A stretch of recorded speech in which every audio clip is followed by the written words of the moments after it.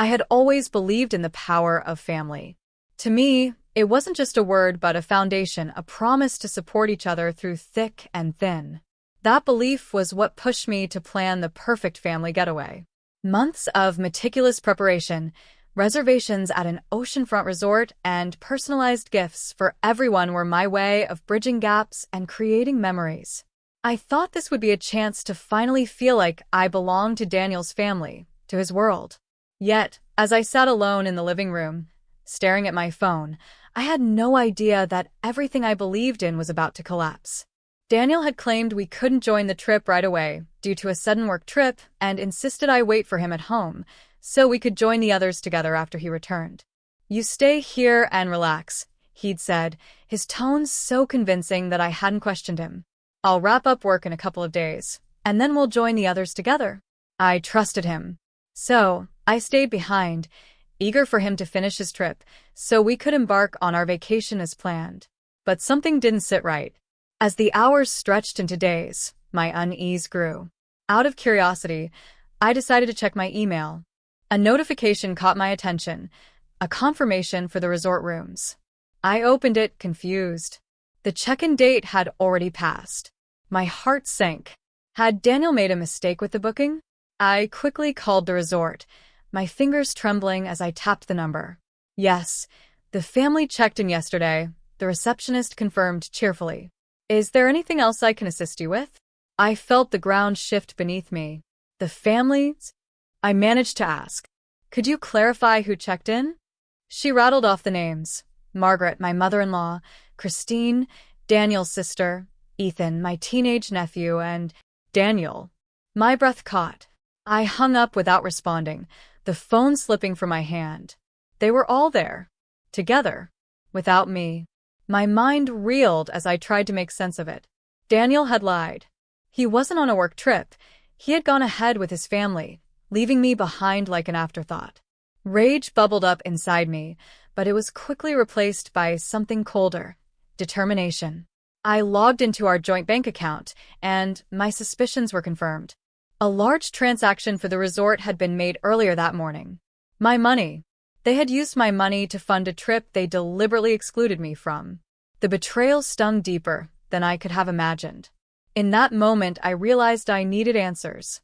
I packed a small bag, grabbed my car keys, and began the long drive to the resort. Every mile gave me more clarity. This wasn't just about the trip. It was about years of being treated as an outsider, years of bending over backward to prove myself to people who would never accept me. When I finally arrived, the sight of the resort's grand entrance filled me with a mix of dread and resolve. I walked into the lobby, my heart pounding as I scanned the area. Then I saw them, laughing by the fountain, completely at ease. Margaret, Christine, Ethan, and Daniel, my husband, the man I had trusted with everything, stood there as if nothing was amiss. Hidden behind a marble column, I strained to hear their conversation. "It's so peaceful without her," Margaret said, her tone dripping with disdain. "She's always trying too hard." Christine snickered. "At least her money is useful. This trip wouldn't have happened without her." And then Daniel's voice, the one I had loved for years, delivered the final blow. "I told her I had to work. She bought it. Honestly, it's a relief to have some time without her hovering." Their laughter echoed, each note a dagger to my heart. Tears threatened to spill, but I wouldn't give them that satisfaction. Instead, I walked to the front desk and calmly explained my request. Within minutes, their rooms were canceled, and I had upgraded to the most luxurious suite available. Let them figure out where to stay next. As I walked past the fountain, they noticed me. Shock and panic flashed across their faces as the receptionist informed them of the cancellations. I didn't stop or acknowledge their frantic calls. Instead, I headed to the elevator, gripping the key card to my new suite like a shield. In the privacy of my room, I allowed myself to exhale. The plush surroundings and ocean view were a stark contrast to the turmoil in my heart. But one thing was clear: I had spent too long sacrificing my happiness for people who didn't deserve it. This was the first step toward reclaiming my life. Later that evening, as I stared out at the horizon, my phone buzzed. A message from Ethan. Asterisk, where are you? I miss you. Asterisk, for a moment, the ice around my heart thawed. Perhaps not everyone in that family saw me as an outsider. Perhaps there was still something worth saving. But first, I needed to save myself. The morning after canceling their rooms and reclaiming my dignity, I left the resort behind. The ocean air felt heavy, and the laughter of Daniel's family still echoed in my ears, a cruel reminder of their betrayal. I needed clarity, and there was only one person I trusted to give it to me: Michael, my childhood friend. He had been my confidant for years, always offering a safe space where I could untangle my thoughts without judgment. Driving to Michael's home felt like shedding layers of tension. The quiet roads and familiar landmarks calmed me, but my mind was a whirlwind of memories and realizations. By the time I reached his house, I had already begun questioning everything: my sacrifices, my patience, and my misplaced loyalty. Michael greeted me with his usual warmth, his presence a balm for my frayed nerves. Over coffee, I told him everything: the lies, the exclusion, the laughter that had pierced me like a blade. He listened intently, his brow furrowing as I recounted the years I had spent trying to win over a family that saw me as nothing more than a convenient provider. I spoke of the thousands of dollars I had poured into their lives, paying for Ethan's tuition when Margaret had claimed she couldn't afford it, funding Christine's endless renovations, and buying extravagant gifts to celebrate their milestones. Each memory felt like salt on an open wound. Michael's silence was louder than any words. When he finally spoke, his voice was steady, grounding me. He reminded me that generosity should never come at the expense of self-respect. His words resonated deeply, and for the first time, I allowed myself to question whether I had mistaken servitude for love. As the morning turned into afternoon, my phone became a battlefield. Daniel and his family bombarded me with calls and messages. Each notification felt like a new assault. They accused me of betraying them, of abandoning the family in their time of need. Margaret's texts were filled with self-righteous indignation, Christine's with passive-aggressive remarks, and Daniel's with a desperate attempt to guilt me into submission. But the words that struck me the hardest came from Ethan.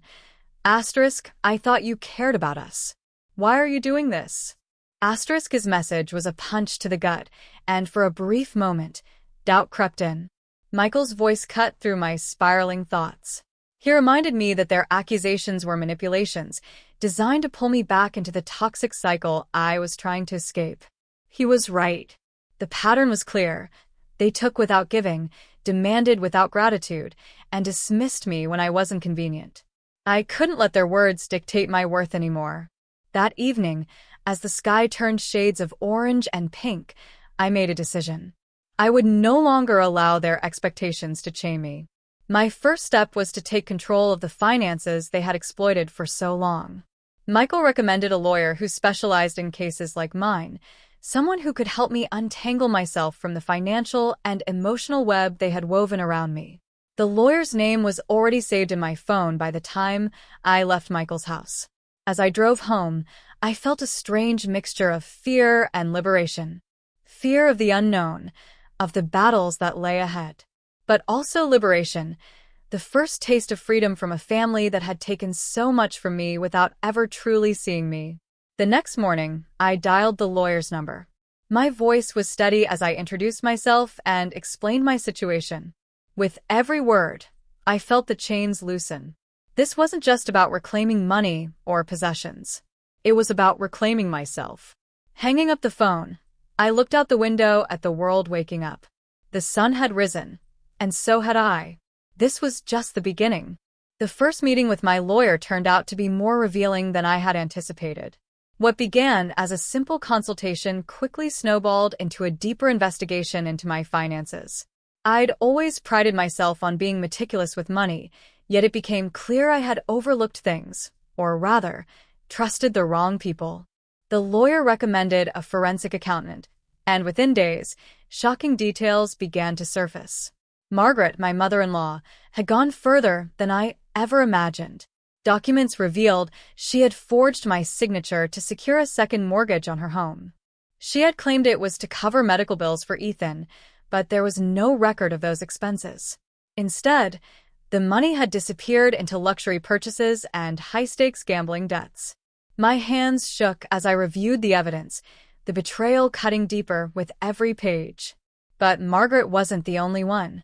Daniel's corporate account, which I had funded as part of his startup venture, showed countless transactions that had nothing to do with business. Lavish dinners, designer watches, vacations, all under the guise of customer relations. Worse, some of those expenses had been categorized as reimbursements, meaning he had double-dipped into our joint savings. Christine's betrayal was perhaps the most infuriating.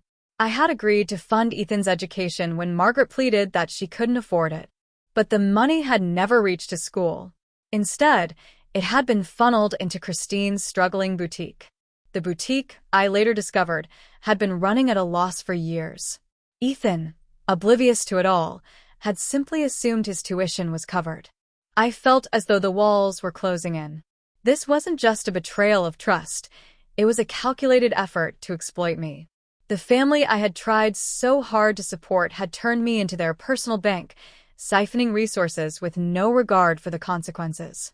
But what hurt the most was Daniel's role in all of it. He hadn't just lied to me, he had orchestrated the lies. By the end of the week, I had made my decision. Every joint account was frozen, and access to corporate funds was revoked. I left Daniel a clear message through the lawyer. I intended to file for divorce and pursue legal action for fraud. It was no longer about preserving appearances or keeping the peace. This was about survival. Predictably, the backlash came swiftly. Margaret called me repeatedly, insisting I was tearing the family apart. Christine left voicemails filled with veiled threats and pleas. And Daniel? He tried a different tactic. He sent Ethan to call me. Hearing his voice broke my heart. He was confused, asking why I was so angry and whether we could fix things. For a brief moment, I wavered. Ethan had always been kind to me, an innocent caught in the crossfire. But Michael's words echoed in my mind. They'll use anything to manipulate you. Don't let them. He was right. The pattern was clear: guilt, pressure, emotional blackmail. I couldn't let myself fall into that trap again. With the lawyer's guidance, I began piecing together a case. Bank statements, forged documents, and years of suspicious transactions painted a damning picture. As painful as it was to relive every betrayal, I knew it was necessary. This wasn't just about proving their guilt. It was about reclaiming my life and ensuring they couldn't do this to anyone else. The hardest part was realizing how long I had been blind to their manipulations. The red flags had been there all along, but I had ignored them, choosing instead to believe in the illusion of family. That illusion was gone now, replaced by a cold determination to protect myself. By the end of the day, I had compiled 3 years' worth of evidence and handed it over to my lawyer. As I drove home, a strange sense of calm settled over me. I wasn't just fighting back. I was taking control. And for the first time in years, I felt powerful. This wasn't the end of the story. It was only the beginning of justice. The day they came back felt like the calm before a storm. I had been expecting it, but nothing could have prepared me for the scene they tried to orchestrate in my own home.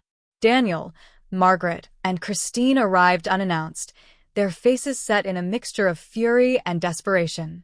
They didn't even knock. They stormed in as if they still had any claim to this house, the house my grandfather had left me, the one place I thought I could always find peace.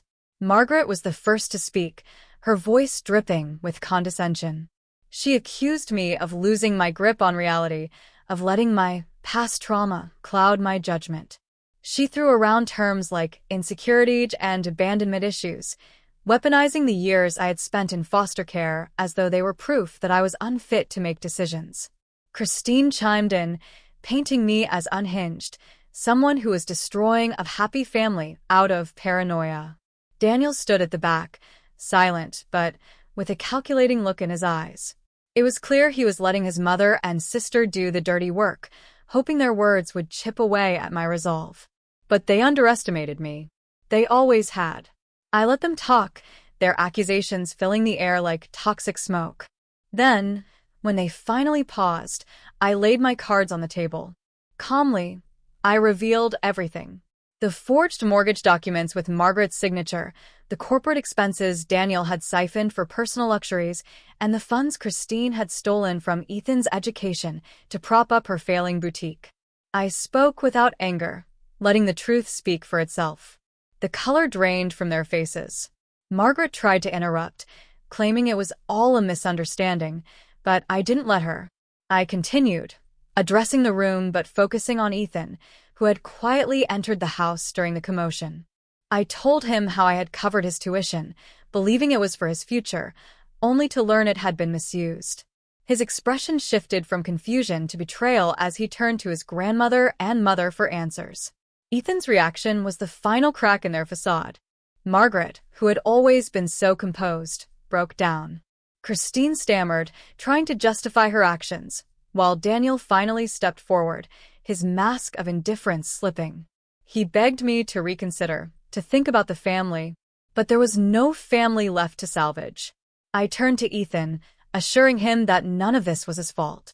His support, hesitant but genuine, was a reminder that not everything had been tainted. But I made it clear to the rest of them, their time in my life was over. This house, my sanctuary, would no longer be a stage for their manipulations. Without raising my voice, I told them to leave. Daniel protested, trying to claim he had a right to stay, but the deed was in my name, and I wasn't backing down. One by one, they filed out, their defeat palpable. Ethan lingered for a moment, his eyes filled with a mix of sorrow and understanding, before he too walked away. As the door closed behind them, the weight I'd carried for years began to lift. I wasn't just reclaiming my home, I was reclaiming my identity. The next day, I officially filed for divorce. My lawyer had already prepared the necessary documents, and the evidence I'd gathered ensured there would be no contest. But this wasn't just about ending a marriage. It was about making sure the truth came to light. I prepared to take everything public, the forged signatures, the stolen funds, the lies they had built their lives on.